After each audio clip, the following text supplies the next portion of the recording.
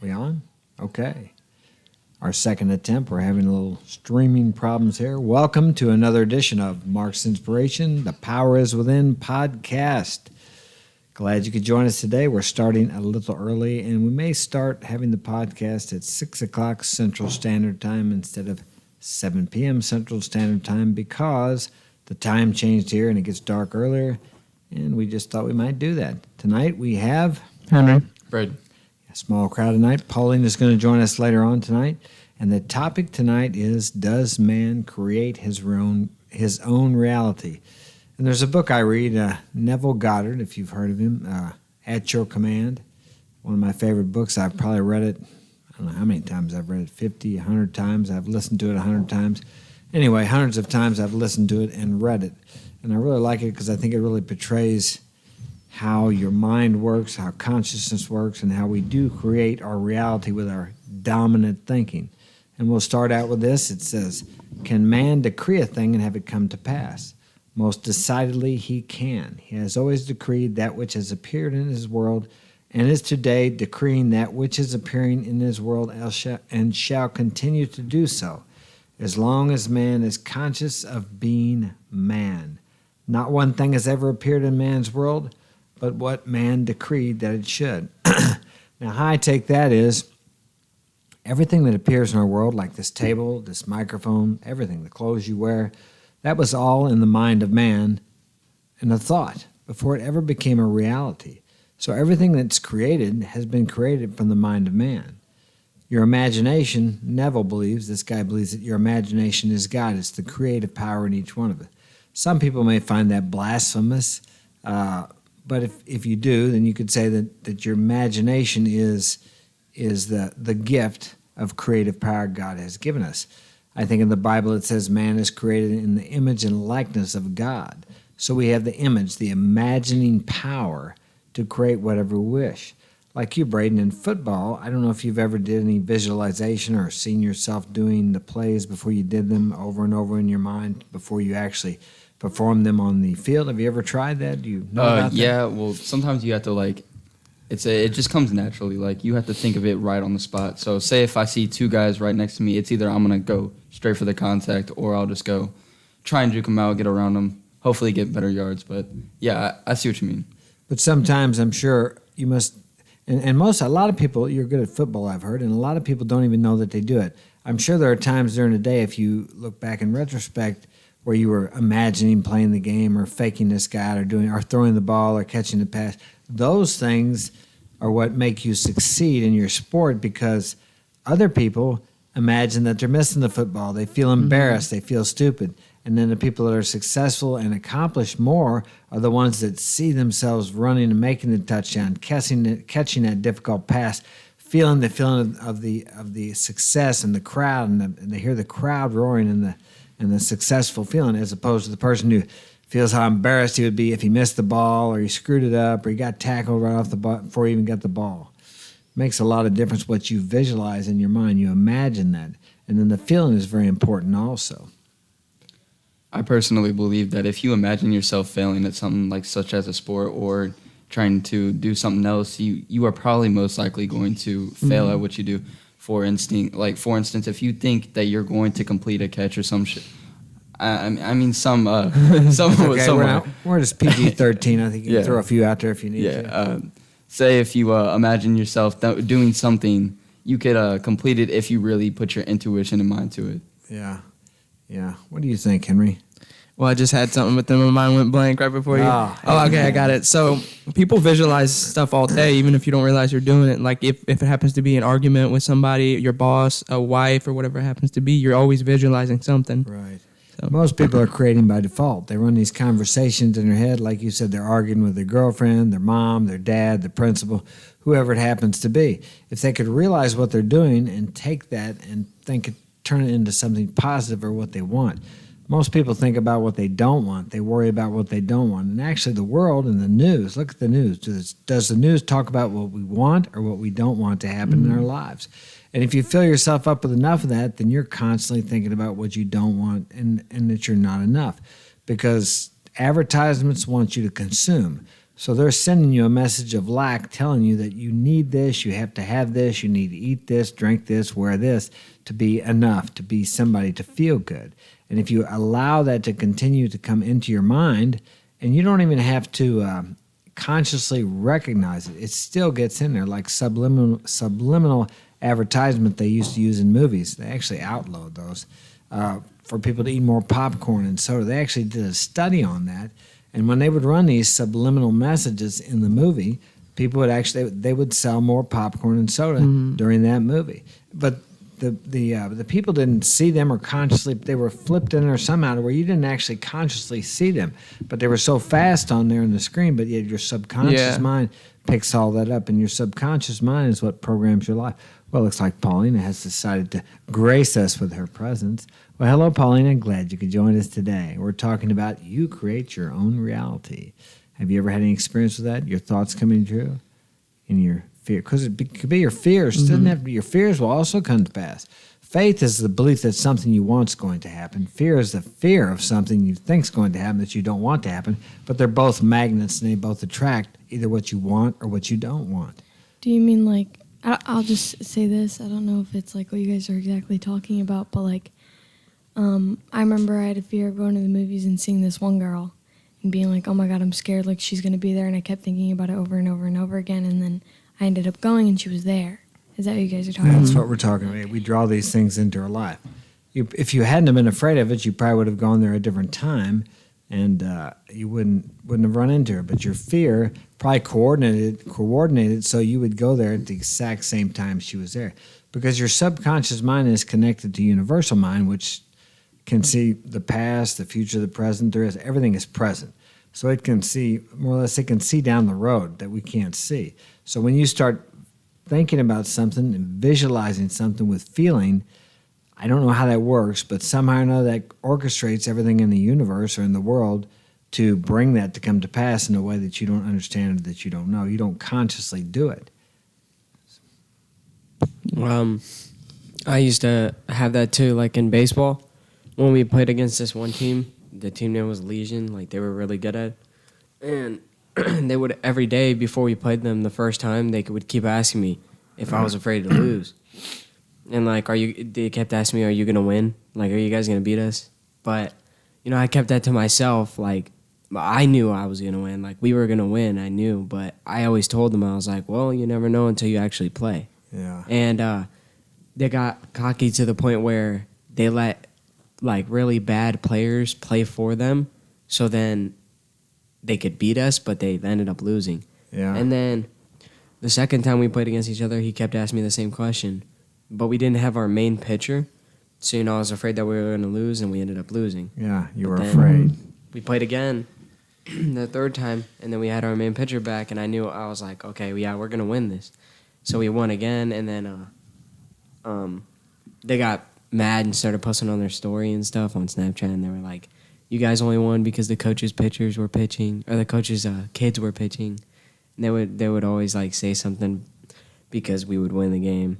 But I think like anytime I think that I'm gonna lose, I'm already putting it out there for it to come true. Exactly, you're bringing it to come to pass. A friend of mine was telling me a story the other day. It was a perfect example, and I don't know if I can recall it exactly.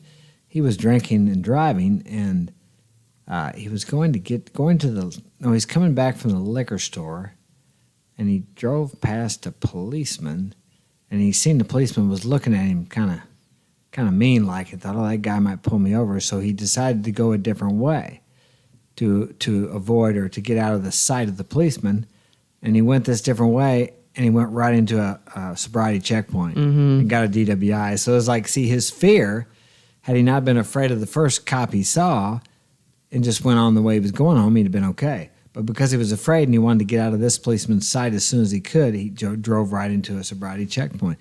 And he got a DWI. So his fear actually brought to him what he didn't want to happen.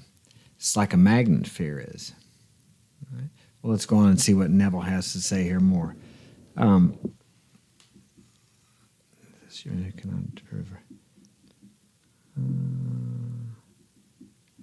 Neville uses the Bible a lot here. I'll try to pass some of that. Okay, he says, everyone will agree with the statement that all things were made by God. Now, your conception of God is whatever you believe that to be. And without, he believes God is your imagination. That's your creative power. And without him, there is nothing made that is made. But what man does not agree upon is the identity of God. All the churches and the priesthoods of the world disagree as to the identity and true nature of God. The Bible proves beyond the shadow of a doubt, excuse me, that Moses and the prophets were in 100% accord as to the identity and nature of God. And Jesus' life and teachings are in agreement with the findings of the prophets of old. Moses discovered God to be man's awareness of being when he declared these little understood words, I am hath sent me unto you. I am. Anything you say, I am, you can only say I am about yourself. You can't say I am about someone else.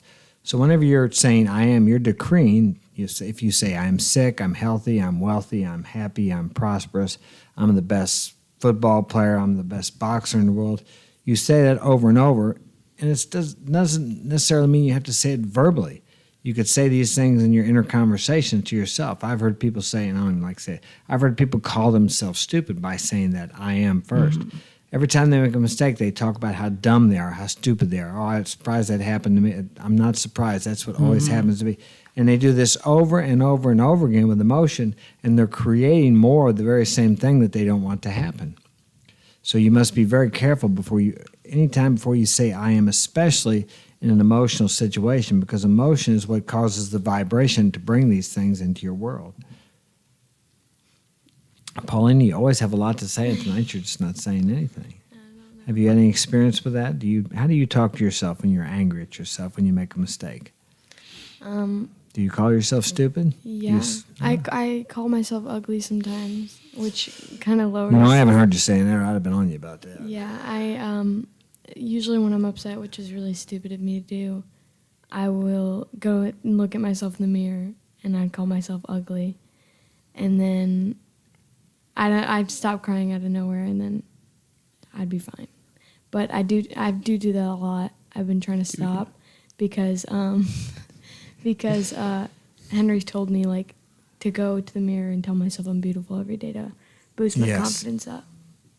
Yeah, I've had friends that have called themselves stupid. I'd be like, I'm so dumb or something like that. And I'd be like, don't say that while you're around me. I cringe when I hear somebody say it because I know how detrimental that is to their self-esteem. Mm-hmm. I see a lot of people say it, like make mistakes and then say that stuff. But personally, I've experienced people, like, for instance, people like beefed, whatever, like you want to call it, like disliked someone else. And then they were like, oh, man, I hope this kid doesn't beat my butt or whatever. And it comes to that day to where they fight and they're saying to themselves, I'm going to win, but deep down they truly think that they're going to lose. And you have to believe, exactly. Truly, you have to believe within the depths of your soul. And that is something that I'm glad Henry brought up about the mirror. I tell myself what I want to be and what I have in the mirror every day. Every time you walk in front of the mirror, I've learned that from Louise Hay wrote about that. She called it mirror work. Very important to look yourself in the eyes and tell yourself that you love yourself unconditionally, that you're the greatest football player, that you're beautiful, whatever it happens to be, because what you really believe profoundly within yourself, people will see. And even if it doesn't matter what anybody else thinks about you, it's what you think about yourself and what you think about others. Mm-hmm. Because what you think about yourself, really deeply think about yourself, is projected out into the world, and that's what people see. They don't actually see what you are. They see it's the old saying, what you are speaks so loudly I can't hear what you're saying. Mm-hmm. What you are presents, it's like we all have an aura around us. They don't know how far it goes out, but they've measured it to be out like a foot or two, but they don't have equipment. It may go out for, who knows? Maybe it stretches to eternity. I don't know, but there was an aura around us. Even in old days, in the Bible times, they painted photos of the auras around people. So we're like an energy field and an energy of vibration. And Tesla said too, if you want to understand the universe, you have to think of it in terms of what did it say? Frequency, energy, and vibration. And he says all the great spiritual texts throughout centuries talked about that. Hold the thought for a prolonged period of time and you will become or have whatever you want. You draw it to yourself. Because we live in a vibration, an energy field. And your thoughts are energy. They promote a certain vibration and energy field out into the universe and draw back to you whatever it is you're thinking. That's why it's so important not to think badly and talk badly about other people, because you're actually doing that to yourself, because the boomerang effect they talk about, it will come back to you tenfold. And that's why you can't do anything to someone or for anyone else without you're doing it to yourself. It's just the effects are immediate within you, but you don't see the manifested effects in the outer world. It may be a month, 6 months, or a year down the road, and then you forget that you did this very thing or you were thinking badly about someone. It returns back on the sender. So that's why it's so important to try to think or trying to find the good in everybody and everything. And I know I kind of fall short on that with the current health crisis we've had and some of the media coverage on that. I have to be careful how I talk about that. It's actually been, I forgot I had my glasses there. Should have told me that. Hanging my glasses on my thing. But so he goes on to say in here, my favorite guy, the awareness of being, your awareness of being, as God is stated hundreds of times in the New Testament. To name a few, I am the shepherd, I am the door, I am the resurrection, the life, I am. I am. Whatever I believe profoundly, deeply within myself, that is what I am, and that is what I project out into the world. So you can change your conception of yourself if you want to. You can do it with affirmations, by looking in the mirror, by telling yourself you are what you want to be. Not in the future, I will be great. I will be a great football player. I will be rich. You have to say, I am now, because it's always the present moment. Tomorrow at this time, it'll be now. Yesterday at this time, it was now. All we have is now. So when you do your affirmations or when you look in the mirror and tell yourself, you say it as it already is now, and you try to get the feeling of what it would feel like to be that person at this very moment. So, any comments on that? You guys are kind of quiet tonight. Usually jumping to say something. I got to kind of get one to shut up so the other one can talk. Well, this is like a topic that we don't usually talk about. Plus, you've heard this multiple times. This recording, I hear you listening to it 24/7. Well, I don't know about that. I've listened to it quite a bit. Once a day or sometimes, but I don't know. There is one thing I was going to say 24/7. about the mirror thing, but it's kind of different from the whole mirror thing. When we used to spar, I would tell myself that I'm a great boxer, and then when we sparred, I would box like a great boxer would. So it's like, whenever we first started boxing, like the first ever like boxing we had, I was scared to hit you in the face, because I thought that You thought I'd kill you, right? no, I thought that maybe I hit you too hard or something, or something would happen, and then I'd feel bad.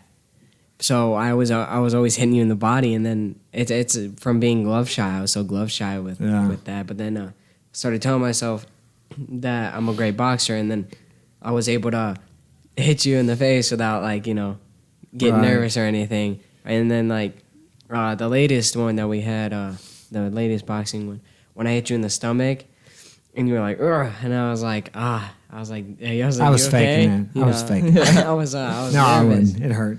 Yeah, I was nervous that maybe I hit you too hard. Oh, I can take it. Don't worry about it. Yeah, I've had the hell beat out of me quite a few times. Henry had me do that to his face. He made me punch him in the face twice, and I was just not wanting to do it. I was way too scared. Yeah, if you're too scared, if you get to the point where you're not too scared to punch me in the face, you can punch somebody else in the face.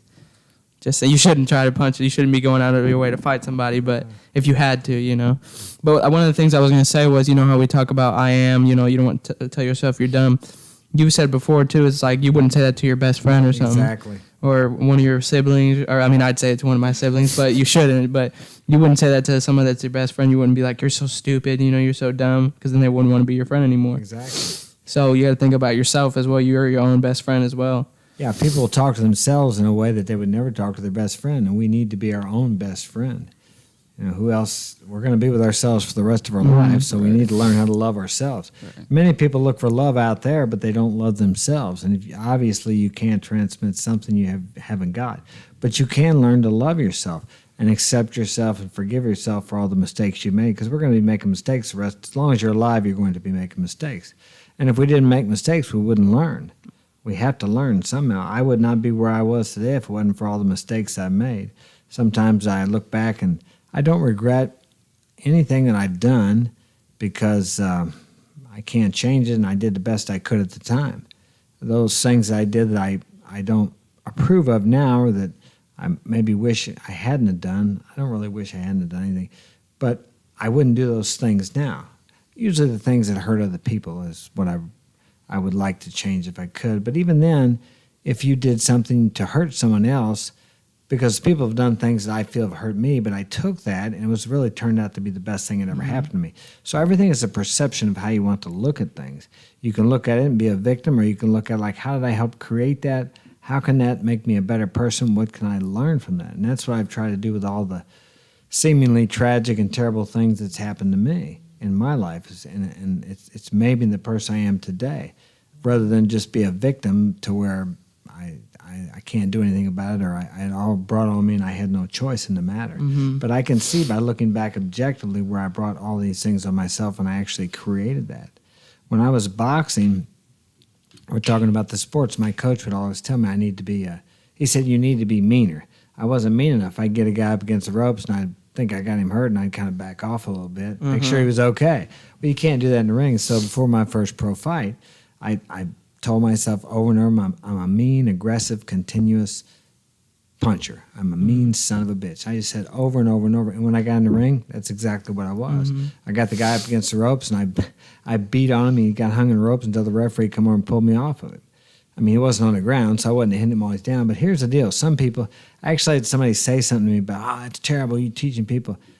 Here's the deal. When you're in the ring, that's the way it is. Because if you don't do that, he's liable to get off them ropes and come and do the same thing to you. It's just a sport. I didn't do it because I didn't like the guy. And I mean, people beat the heck out of me. I didn't take it personally. And it's just the way it is. I mean, you got to protect yourself at all times. And if you don't, and that's what the referee tells you. Right before they start the fight, last thing he says is protect yourself at all times. But you have to be mean in there, otherwise you're going to lose, or you're going to get hurt. I'll guarantee that guy's going to take you out if he gets a chance. Yeah. There was one thing I wanted to say about like females. They'll take pictures of themselves. They'll be like, "Oh, I look like shit in that," and then they redo it. So like they keep telling themselves that that's what they're gonna look like in that. Exactly. Well, your coach told you that you need to be meaner in the ring, right? Right. And in the ring, yeah. Yeah, and you learned something from that. But if you really think about it, what if everybody put that in perspective? How different the world would be right now? Yeah, true. Yeah, well, you can use that in any aspect of your life. One of the affirmations I say is, I'm a genius with money, and I have a lot of it. I am meticulous with my financial and business records, because for years that was a weak part of my business, was just keeping files and records. But now I am meticulous. I keep every receipt. Yep. I write everything down. I know where it goes, how much a guide comes in, goes out. All the money I have, I know where it's at, where it goes, and how much I have. And I had never done that before, but I started that affirmation well over a year ago, and I see myself improving even more now. Now, that doesn't mean I don't overdraft my checking. I know when I'm going to do it, though. I went over like the other week, I think, but I knew it was going to happen. I could have transferred some money from somewhere else, but I didn't, because I thought I might get that payment from that job in before, but I didn't. But I knew it was happening. It wasn't like all of a sudden I look at my account and I'm like, I'm overdrafted. I thought I had this money now. It doesn't happen anymore because I keep a good record. You can't expect to have more of anything if you don't take care of what you have today. Exactly. And money is just a tool. That's all it is. It's not a means to an end.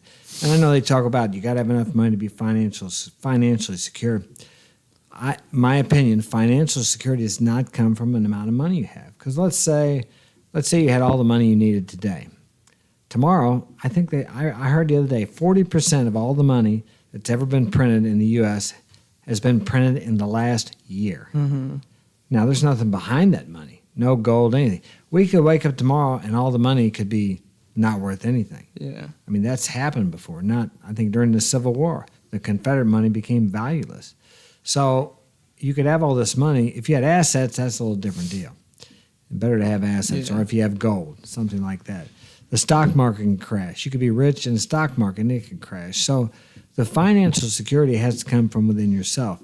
It's like Grant Cardone went out and he went out undercover, an undercover millionaire or billionaire. I can't remember what they called it. And they challenged him, was it Netflix, I think, challenged him that he couldn't build a $5 million business, and I could be wrong about the numbers, within a month. Oh, I watched that show. Yeah, within a month, and nobody knew him. He had no connection, but he did it because he's wealthy here. Yeah. Now that's where financial security comes from, not from having any amount of money. But you could take everything away from him, and he could have it all back. Yeah, and he started off with $25. Was that what? Man, that's crazy. He slept in his truck. I didn't watch the show. I didn't. Yeah, really. And after that, he sold some tires.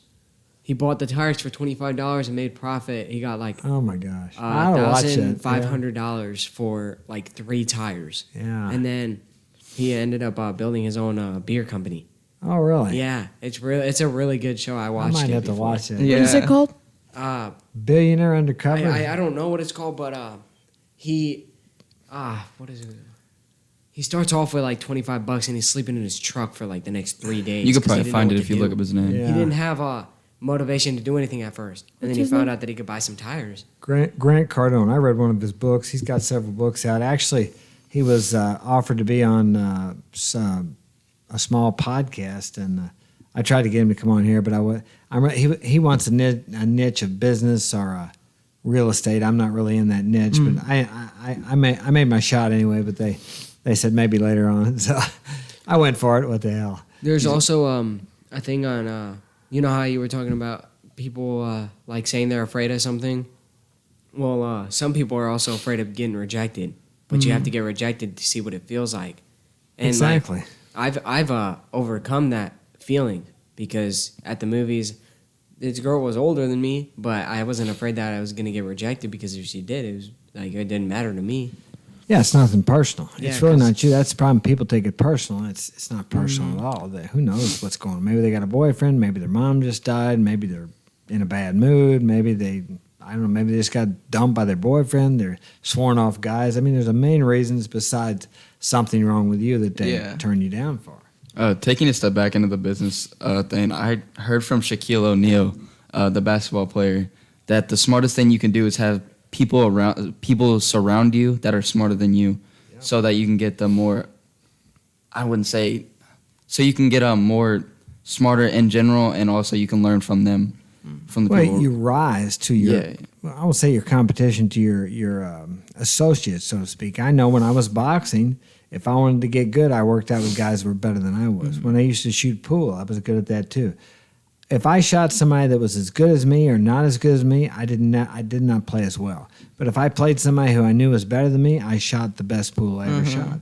Same way with boxing. If I boxed somebody that I was actually trying to help out to get better, he needed help and I was better than him, it really didn't do much for me, but you have to help other people too. But when I worked out with a guy who was better than me, then I had to put out my best. And that's the way it works. It's like the old saying, I've said it before, if you hang around with 4 millionaires, you'll be the 5th.